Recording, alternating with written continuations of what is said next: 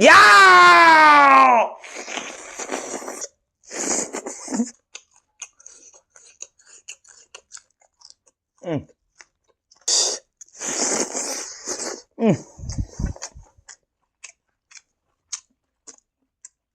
반찬 부과를 먹어 왜라? Mỗi mà cái này bị xây qua đấy rằng để mỗi số qua đi mi anh nó đang yao yao anh lão mà tầm đó tum bây giờ qua là chuồng im mỗi số complain là white china đi mày gì mỗi năm mà complain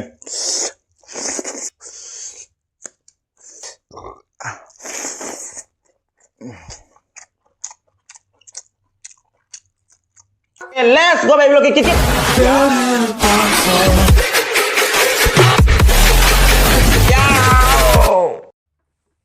hai mẹ yang itu tentang siapa nopo video orang pudun lah saya sekarang macam mana itu mẹ yang tapi nasi kita macam makan sekarang macam apa asik kau sojin thong mau lagi sojin ga kau sojin ga ngam macam tu thong mau lagi asik na kau kan orang kau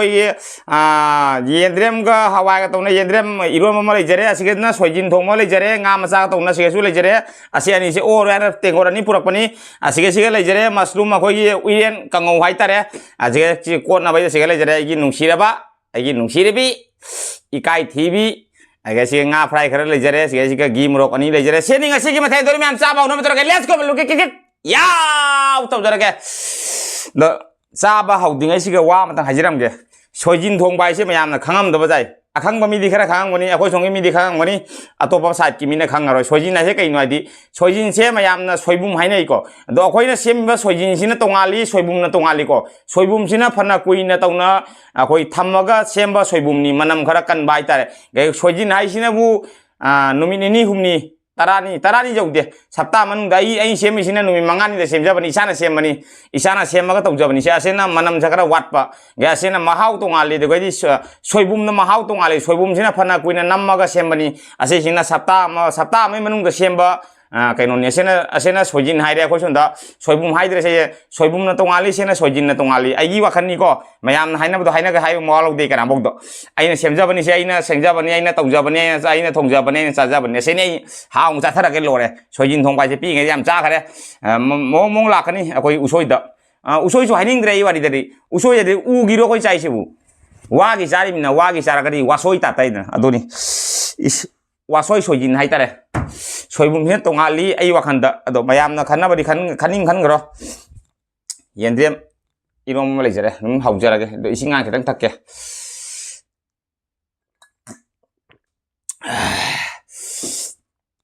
ko khara chi ngasi numi sebo kamai to dun hungde sak sabam ga leitre do EKAITHIBI na junga ai mit mai ta leda yaw kaina do hongjok sarage siga dum thamjarage thamam di leite ko EKAITHIBI mapokni soklubada kele nangdi ado hai tare bo sokpa jade mongonda ado aina ngasai khara bujai khare mongonda ado ma haji sokpa jari me natre ma sai kien gani aina kel han de ke nganu ngai kho aina ai charam dai do nang khara ngak tang ngai waina ai di charam dai thamnel lo bani na mi miyam ga thamnel ga mana dia bai di ai di tongan ba mi nia bai mayam na ing tamna wa ngangu hai kaino tawdoi se pok pa yarok pa kholau ma yawre ngang ba ma yawre asige mo tai kari ngangu ni ngani ngai su leite mi ha ba si mi ta ing asidi olang ba hai ba talle kanam nong ko ha ko ni ne photo duna nupi gi photo thamjalle ade comment thabdan nupan thare phaja gara wa hai ni wahai ira padan nupagi wahai adugadi photo do yengu matam dana koi keno do koi profile ka hai do yengu matam dana koi nupi photo matu gi thamira manebok mapu manebok gi thamira natraga masan nupi thamira kana gi side ki thamira kana khangi dodi aingonda nang asidi umrok gi murok nang so tawdra boy gai puthoko numitana haira nang so tawraga cha diana gai chaba numitu gona haira roi gai cha daba numitu gona haira ne gai gi murok umrok jaw daba numitu gona akum haira ne ba ngasidi so tawdra bai good aduma hai ga dani hai ba tokpa jate lepa jate du soijin thongba nga masaga teng teng teng teng teng teng सोइजिन है उसोई निको सोइबुमनी दो सोइबुम Moina यौद्रिबा हाइतारे जौद्रिबा हाइतारे यौद्रिबा जौद्रिबा loan अनि से खेतना बसे कराय दनो दुनी ऐसे ना फ्राई नि लोकल nga हाइता से लोकल nga सु हाइनिंग दे आई हाइजा रो खित्ता अदुम खंबिरो nga मसा ना रि खंगो लोरे ममिंग जामी nga मसा दा अदुगा ममिंग हाइगा हाइतेगा दो तौरीगा दा तौरीगा इबो तल्ले पेले खारे साबना नंबर 1 तारे साबम फबनी सूत्रे गानिंग नोय ngang रो सागा दा बई सारगे कोक सुखरा ची ngasi wajam ngangjar roge ge wajam ngang ro hore ngang ro sara kana pangang tangang yana kari no tawdu ye khangde kale phui kandre phui ni adori noi thokba ai suai thokba aduri mem cha ba ru mitro ke let's go blo ke kit ya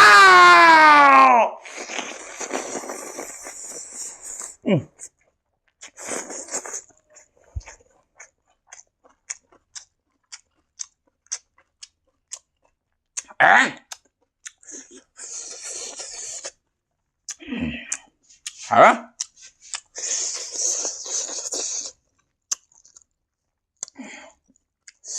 chili tao nó làm hào cái gì nào mà năm đi cái đó quản lý của gì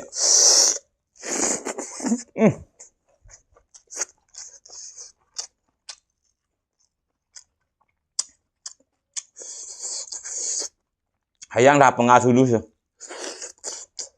asal fry oi no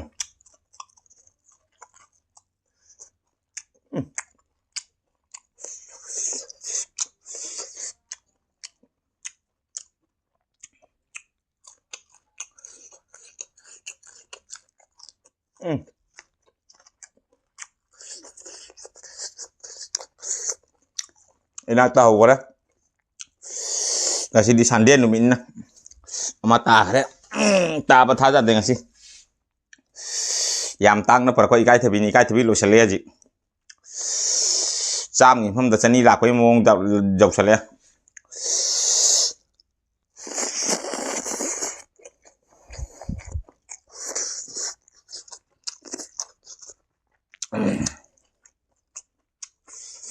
sao cũng mà chơi đi dùng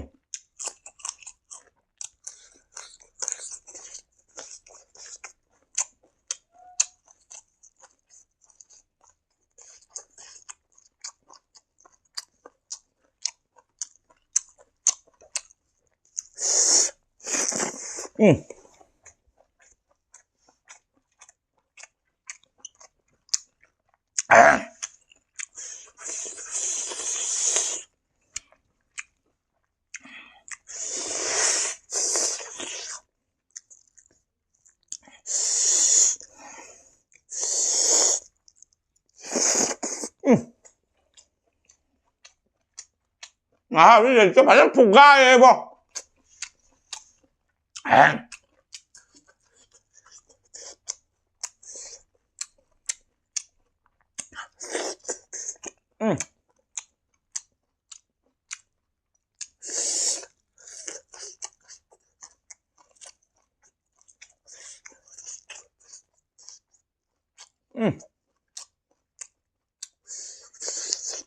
ấy là làm giờ phải răng gì ạ quy lên khởi là có sao kia nào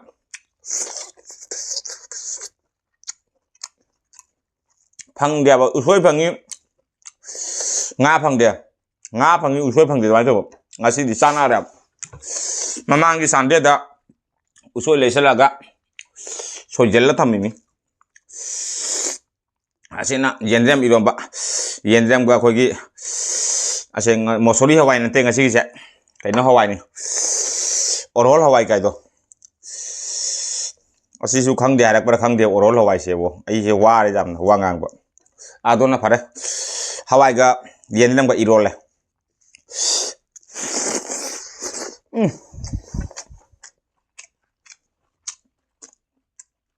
padahal buka ma ha vậy đó luôn đó đây chứ asal nak uyan kang waita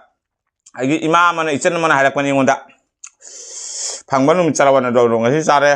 ima ican mushroom adu goi dia koi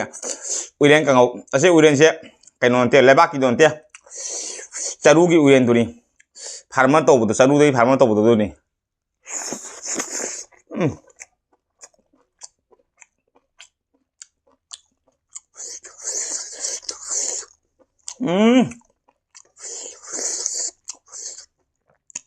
ngạc sai kia sai theo anh nắm con giòn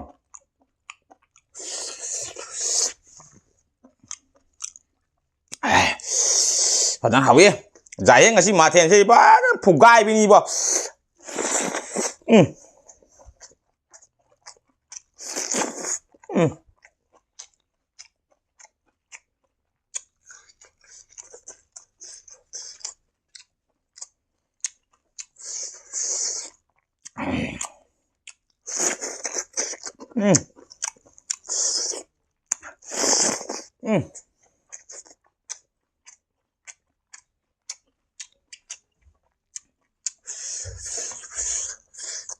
một cái hình dạng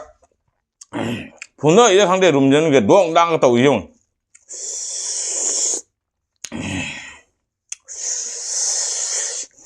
mỗi mà cái này bị qua đấy rằng để mỗi số qua đi anh nó đang yao yao anh lão mà tầm đó tum berde agora chuông ini moju complain na wai china ri meji moi na maron ma complain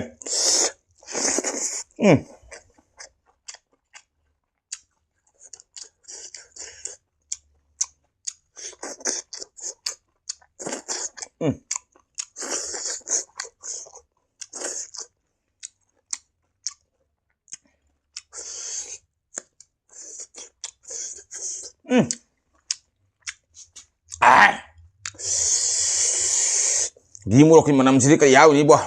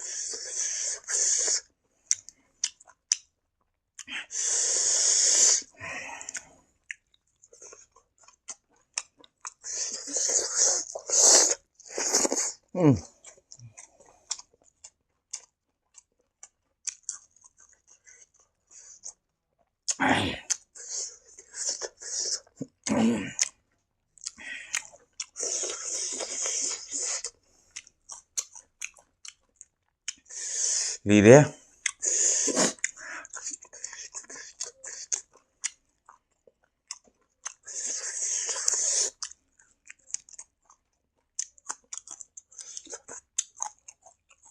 Ra tới xích bạn.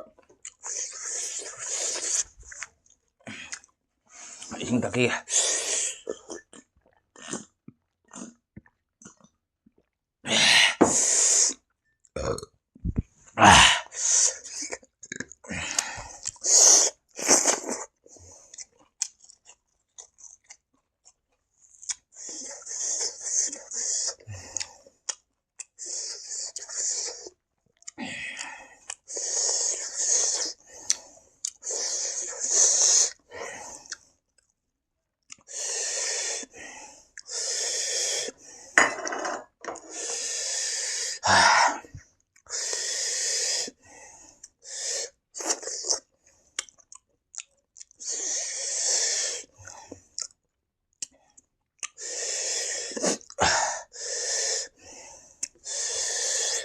Một sao đấy, phải rằng phụ cái này ghi một lọc sao, picture bây giờ này bo, mà gun đi cân cái đấy.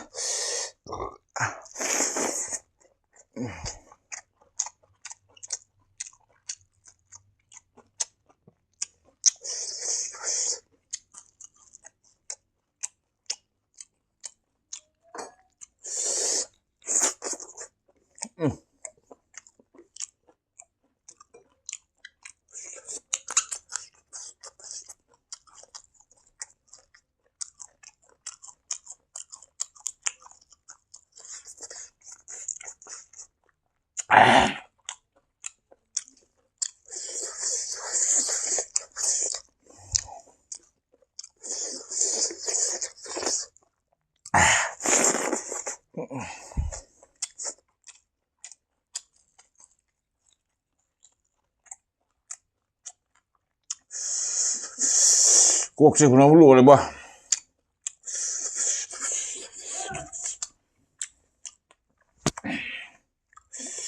Mau nemukan lang kali.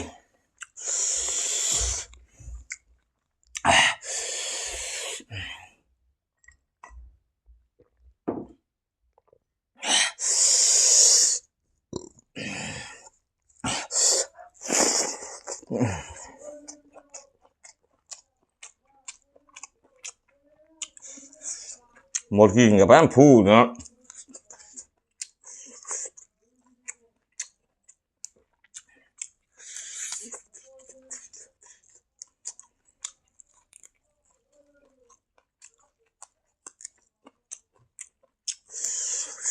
Cắt lên vào nó.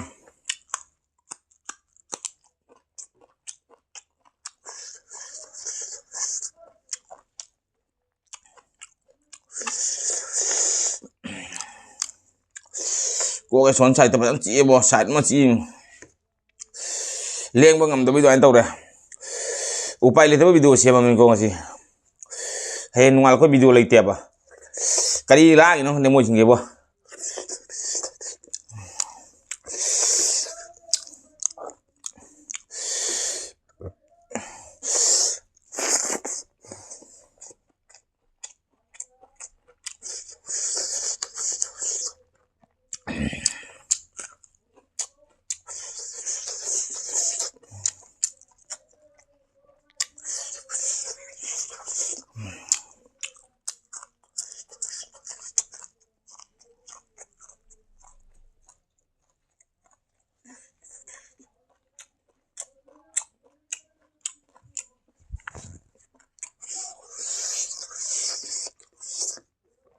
lang cái bôi nạc không chưa muốn xuống mà còn tài muốn tôi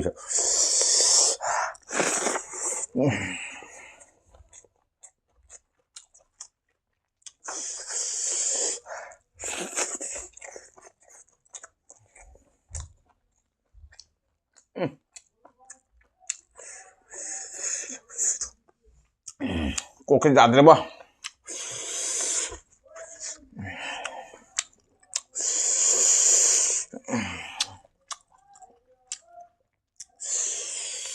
kok cik malu mau punah di kana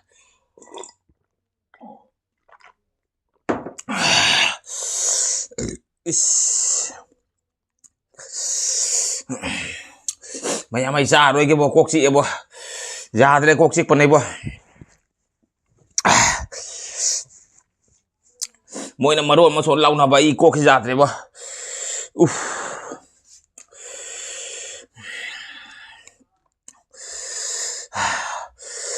kok sai mà vẫn chỉ sai chỉ cái vẫn chỉ bo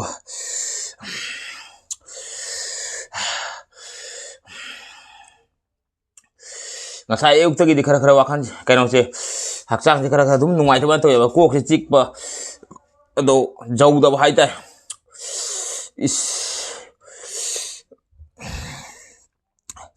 saat macik ba kok sini wangang ba jam waris tuh di saksi dulu salam gitu ada sini nungala sahabat tanya ba tuh pasti untuk petanya ba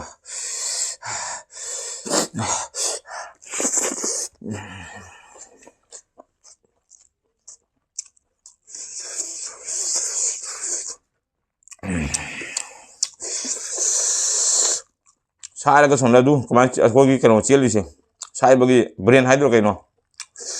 asalnya aku miheli ngoda is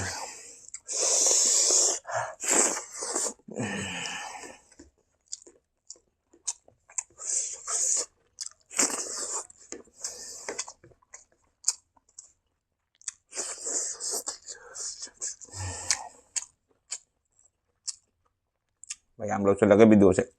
ya ada kok sebenarnya jaga bye bye next to fajar mayam nungai video pulak dengan sih upay letre mayam orang punya desa punya deko isar problem laga di upay letre ko su atau di mayam kain ada sih bye bye